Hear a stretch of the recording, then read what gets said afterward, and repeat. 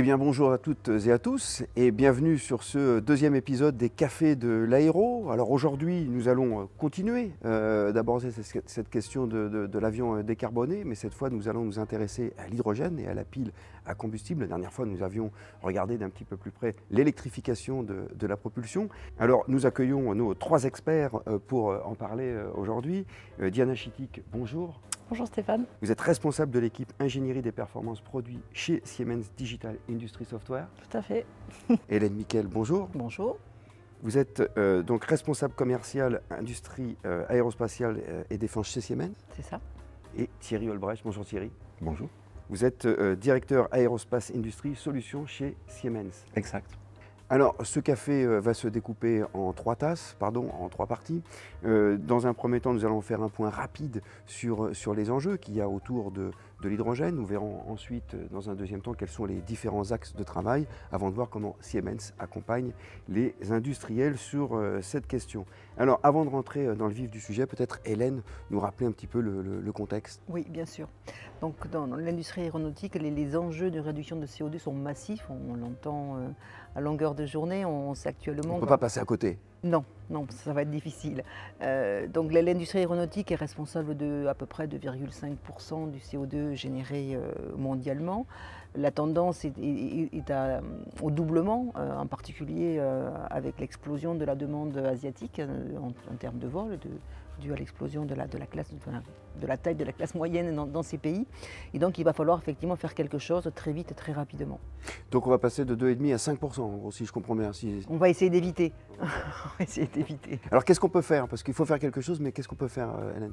Eh bien, effectivement, il va falloir travailler sur différents axes, travailler sur la propulsion, mais ça, nous en avons parlé lors du premier épisode, travailler sur les vecteurs d'énergie, sur les batteries, sur le carburant, c'est ce dont on va parler aujourd'hui. Sujet du jour. C'est le sujet du jour.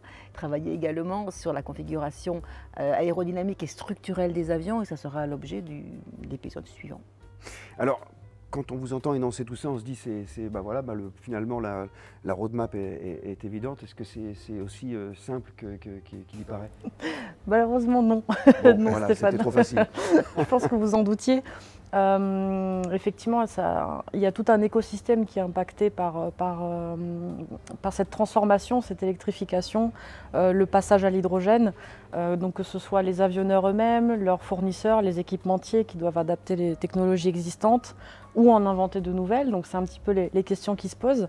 Et c'est vrai qu'aujourd'hui, on n'a aucun avion qui est donc certifié et prêt à voler, qui intègre ce type de technologie. Donc c'est d'où cette course un petit peu à l'hydrogène qu'on peut voir. Et c'est là-dessus qu'il va y avoir beaucoup de travail dans l'ensemble de l'écosystème, comme je disais, également pour les fournisseurs et les distributeurs d'hydrogène, les fabricants d'équipements. Voilà. Donc il y a tout un écosystème qui est impacté. Distribution, stockage, etc. Effectivement, donc comme on disait la dernière fois, on voit à peu près où il faut aller, mais il y a du pain sur la planche. Alors on parle effectivement de travail, d'axes de travail. Thierry, quels seraient les axes identifiés qui ressortent? Oui, effectivement, Stéphane, sur tout ce qui est le vecteur d'énergie pour avions, il y a plusieurs possibilités. Il y a d'abord les batteries électriques. Deuxièmement, il y a l'hydrogène.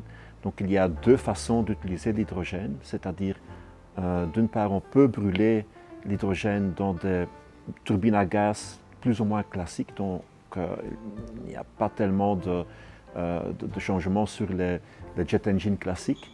Et deuxièmement, sur l'hydrogène, on peut utiliser ou convertir l'énergie dans l'hydrogène dans des piles à combustible pour créer de l'électricité. Troisièmement, il y a également la possibilité de créer des carburants synthétiques, des Sustainable Aircraft Fuels, des SAF, qu'on peut produire d'une manière sustainable. Alors, à côté de tout cela, il est clair qu'il y a encore des méthodes, des outils à développer pour adresser les challenge, engineering challenge. Et peut-être pour compléter ce que vient de dire Thierry, on a beaucoup parlé de la production d'hydrogène, en tout cas d'électricité à bord. d'énergie à bord de l'avion pour la propulsion. Au-delà donc de l'avionneur lui-même, du périmètre de l'avion, on va voir tout l'écosystème dont on parlait tout à l'heure. Et sur les aspects production d'hydrogène et stockage, on va aussi avoir des axes de travail auprès des producteurs d'équipements, donc d'électrolyseurs, de réservoirs de stockage, de lignes d'acheminement. Et dans le cadre d'un écosystème plutôt aéronautique, on va parler des aéroports par exemple, qui vont aussi devoir s'adapter et être partie prenante de ce virage autour de l'électrification via l'hydrogène. Et c'est là que Siemens peut et accompagne déjà certains d'entre eux. Alors, vous nous expliquerez un peu, effectivement, peut-être plus précisément après, comment Siemens intervient, mais avant, juste pour comprendre, ces avions certifiés qui sont en cours de préparation quand ils vont arriver, comment est-ce qu'on met en place tout ça, l'intégration de tous ces nouveaux vecteurs? Là, vous parlez de batterie d'hydrogène, comment ça se met en place, tout ça, Thierry? C'est clair qu'on aura besoin de beaucoup de jumeaux numériques, ainsi qu'il faudra développer ces systèmes-là de manière très contrôlée. Il faudra également mettre sur place la continuité digitale. Hein. Il faut des jumeaux numériques parce qu'il va falloir simuler. Parce qu'on ne peut pas prendre l'avion d'aujourd'hui, crac. Exactement. Il y a beaucoup d'aspects, hein, par exemple sur les batteries. Il faudra développer des batteries qui sont capables d'intégrer beaucoup d'énergie, disons, et ceci d'une manière très sécurisée. Hein. Il ne faut pas qu'il y ait des emballements thermiques sur ces batteries. Il va falloir les mettre quelque part, ces batteries. Ah bah oui, exactement. On pourra toujours mettre des bagages ou pas, Thierry, parce que c'est la question qu'on se pose, c'est que si après la soute à bagages, c'est une soute à batterie.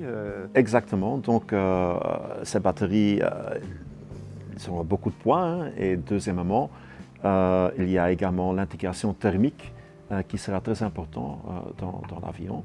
Deuxièmement, du côté hydrogène, c'est clair qu'il n'y a pas encore eu d'avion à grande échelle qui a intégré l'hydrogène. Il y a beaucoup d'aspects qui sont très importants. Donc, comment, par exemple, voilà, le stockage est un grand problème. Le stockage devra se faire dans des conteneurs à haute pression, mais à haute pression cryogénique. Donc il y a beaucoup d'aspects matériaux, aspects structurels à adresser. Deuxièmement, il faudra certainement éviter qu'il y ait des fuites dans le système de distribution. Et troisièmement, il y a également les aspects, comment est-ce qu'on va utiliser cette énergie de l'hydrogène, comment est-ce qu'on va le convertir dans des piles à combustible. Des piles à combustible sont quand même des systèmes assez lourds, assez consistants. Est-ce que ce système-là ne sera pas trop lourd pour intégrer dans un avion? Il y a beaucoup d'études qu'on devra faire pour valider cette approche-là. Et Diana? Diana, oui, vous vouliez compléter ce que disait Thierry justement sur cette mise en place, ou en tout cas ces nouvelles façons d'intégrer l'énergie dans les avions? En fait, sur ces activités-là, donc les industriels se posent beaucoup de questions. Comme on le disait tout à l'heure, est-ce qu'on adapte les architectures existantes, les équipements existants? Est-ce qu'on en redéveloppe de nouveaux? C'est aussi dans ce contexte-là et pour ces raisons que des projets, des consortiums sont créés, des projets européens sont mis en place pour faire collaborer ces parties prenantes, donc à la fois les équipementiers, les intégrateurs, les fournisseurs, les éditeurs de logiciels lorsqu'il s'agit de mettre la simulation, on va dire, au profit de ces études. Et c'est justement pour pouvoir investiguer sur les process, les meilleures façons de faire finalement, de manière aussi collaborative et d'en tirer quelque chose de viable, on va dire, pour l'industrialisation à grande échelle. Et c'est aussi pour cette raison-là que des projets comme Clean Aviation, actuellement, sont mis en œuvre, et notamment avec un focus sur l'axe à la fois de la pile à combustible, mais aussi de la combustion d'hydrogène, pour finalement aussi comparer les performances et éventuellement les coûts d'industrialisation qu'il y aurait aussi à terme. Alors, on réfléchit, hein, on planche, on simule, on récupère plein de données. Il y a un écosystème qui est quand même très riche avec beaucoup d'acteurs, hein, dont vous faites partie, pour trouver les bonnes solutions, se diriger vers l'optimal. Chez Siemens, du coup, comment est-ce que vous accompagnez tout ça? Parce qu'il va falloir corréler toutes ces données, assurer que tout le monde puisse se parler comme il faut, qu'il n'y ait même voilà, qu'on ne se passe pas les informations par-dessus le mur. Comment vous accompagnez les industriels sur toutes ces questions, Thierry? Siemens a déjà maintenant une offre très complète pour adresser tous les challenges que nos clients ont vis-à-vis le développement de nouvelles technologies, la validation, vérification de nouvelles technologies dans le contexte de ces avions qui seront plus propres. Tout d'abord, il y a les jumeaux numériques. Hein, donc, il y a beaucoup d'aspects à définir. Donc, il y a le côté mécanique à définir, il y a le côté électrique, le système électrique à définir, il y a les exigences à définir, la gestion d'exigences. Il y a également la représentation du comportement de ces systèmes-là qui sont très importants. Donc tout ce qui est la simulation structurelle, système, fluidique, thermique, qui seront très importants. Donc on croit que Accelerator a vraiment des capabilities qui sont très importants pour le développement de systèmes comme des systèmes de piles à combustible. Deuxièmement, que vous mentionnez, c'est l'approche, hein, solution. C'est aussi bien la plateforme que l'approche que Siemens offre à ses clients. Hein. Deuxièmement, comme il y aura beaucoup d'informations qui seront créées dans ces jumeaux numériques, il faudra faire une bonne gestion de ces données, il faudra avoir une gestion de processus qui tient la route durant le développement complet. Troisièmement, il y a également la continuité digitale. Donc, toutes ces données, ils doivent être gardées dans un contexte typique de processus de développement d'avions. Par exemple, dans tout ce qui est la certification, il faudra prendre en compte qu'il faudra vérifier beaucoup de choses, où il y a une combination d'essais virtuels ainsi que des essais physiques. Donc il faudra faire de sorte que toutes ces données sont connectées dans la plateforme de continuité digitale. Donc voilà, des données connectées finalement aussi pour des intervenants interconnectés sur ces données. Diana, vous vouliez compléter ce que disait Thierry aussi? Oui, en fait, pour rebondir sur ce que vient de dire Thierry, au-delà des briques technologiques qu'on va fournir avec cette plateforme Accelerator, il s'agit aussi d'une approche au sens accompagnement technique, avec aussi des ressources, des ingénieurs, des équipes capables de supporter les utilisateurs et donc les industriels sur certains sujets, on va dire, avancés, parfois nouveaux dans certains cas. Donc on a un devoir de conseil, on va mettre à disposition des personnes avec leur expertise dans certains domaines pour accompagner à la mise en œuvre à la fois de nos solutions, mais aussi pour répondre à des problématiques techniques, technologiques liées à l'hydrogène. Et l'idée, c'est de ne pas leur vendre une voiture et de partir après leur avoir donné les clés. C'est de leur montrer un petit peu comment on conduit, quelle est la bonne route à prendre, peut-être comment on lit une carte. Comment tirer le meilleur de leur véhicule. Non, c'est ça, comment tirer le meilleur des solutions. Nous, on a cette expertise technique. On recueille aussi leurs retours, leurs besoins, parce que ça alimente justement aussi nos roadmaps côté produit. Et peut-être, on parle beaucoup de plateforme Accelerator. Toujours est-il qu'on doit s'intégrer dans des écosystèmes existants. Il y a un historique, tous nos utilisateurs ont un historique et on est capable de s'intégrer dans des environnements hétérogènes malgré tout, même si la tendance est à l'homogénéisation des solutions à la fois de simulation ou de conception. On est capable aussi de travailler dans des environnements hétérogènes, ce qui fait aussi une force puisqu'on va pouvoir réutiliser, capitaliser tout le savoir qui a été acquis au cours des des années d'expérience de nos clients. Alors il y a encore quelques vieux restes des fonctionnements d'avant, effectivement, où on silotait, on n'était pas interconnectés, c'était un peu chacun dans son coin. Bon, effectivement, l'heure est plutôt à l'ouverture, à faire en sorte qu'on puisse mettre en place, grâce à la technologie, en tout cas de l'intelligence collective. Alors par rapport à tout ce qu'on vient de dire, Thierry, je vous pose la question, comment est-ce que Siemens accompagne les industriels? Siemens a une offre très complète, très ouverte et on aide déjà nos clients avec nos outils, mais il y a également beaucoup d'expertise pour adresser les challenges qui sont liés aux solutions techniques comme abordées précédemment. Cette solution Accelerator consiste en fait en trois grandes parties. D'abord, il y a le côté jumeau numérique, il y a tous les aspects, comment est-ce qu'on va modéliser le comportement structurel, thermique. Il y a également la définition mécanique de tous ces systèmes-là. Il y a la définition du système électrique, mais également la définition et la gestion d'exigences qui est très important. Et ces outils-là vont créer beaucoup de données. La deuxième partie est évidemment la gestion de données, la gestion de processus. Donc on a une plateforme qui est très ouverte à gérer toutes ces données, s'ils viennent de nos outils nous-mêmes ou s'il y a ces outils qui existent déjà chez nos clients, on est très ouvert à les intégrer. Et troisièmement, il y a évidemment beaucoup de données. On doit garder ces données dans un contexte typiques de processus qui sont mis en place sur le développement avion. Par exemple, les processus de certification.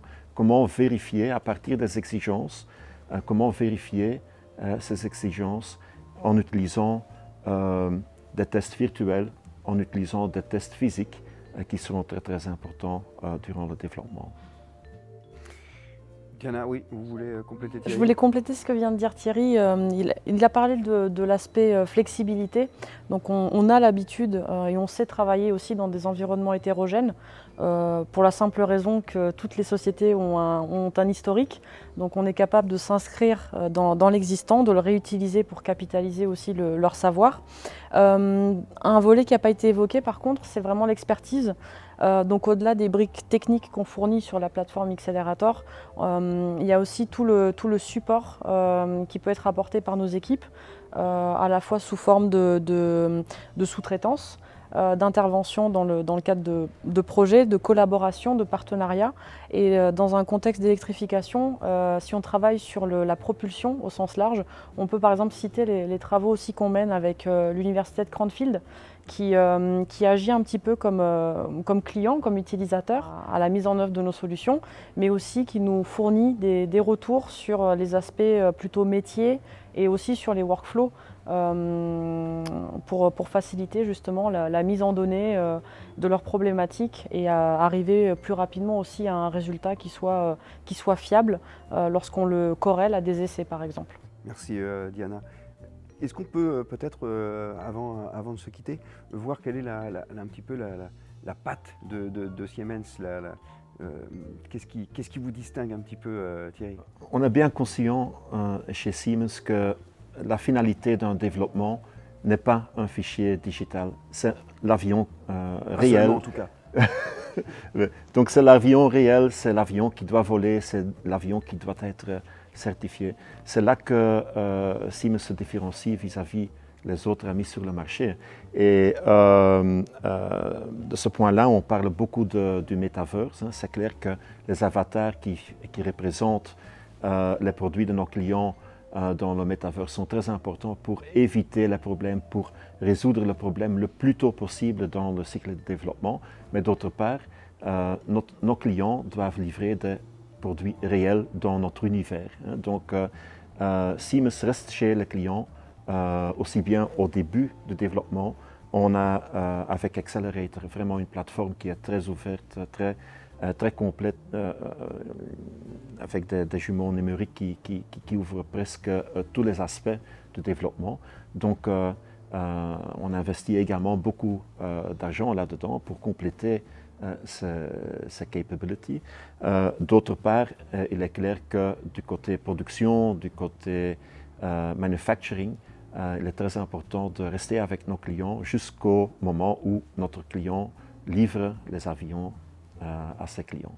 Bon, parce qu'effectivement, décarboner un avion, c'est un objectif. Après, il ne faut pas oublier la promesse de base, c'est qu'il faut qu'il vole, qu'il puisse aller d'un point à un autre, et cela en toute sécurité. On arrive au terme de ce deuxième café de l'Aéro. Hélène, je vous laisse le mot de la fin. Écoutez, merci, dur challenge.